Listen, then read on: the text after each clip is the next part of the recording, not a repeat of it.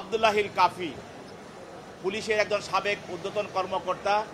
আপনারা জানেন পৃথিবীর ইতিহাসে একটি অমানবিক বিষয় আপনারা ফেসবুকে দেখেছেন যে আশুলিয়াতে কতগুলো ছাত্রদের লাশ একটি ভ্যান গাড়িতে উঠিয়ে যে জ্বালিয়ে দেওয়া হয়েছিল, এর নায়ক ছিল এই আব্দুল্লাহিল কাফি।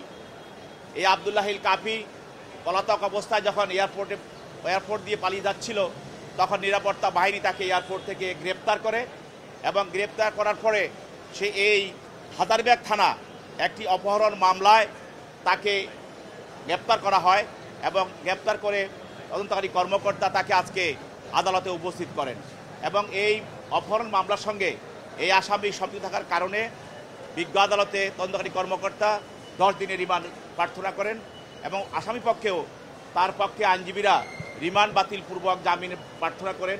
উভয় পক্ষের শুনানির পর এই আব্দুল্লাহিল কাফির বিরুদ্ধে বিজ্ঞ আদালত 8 দিনের রিমান্ড মঞ্জুর করেন।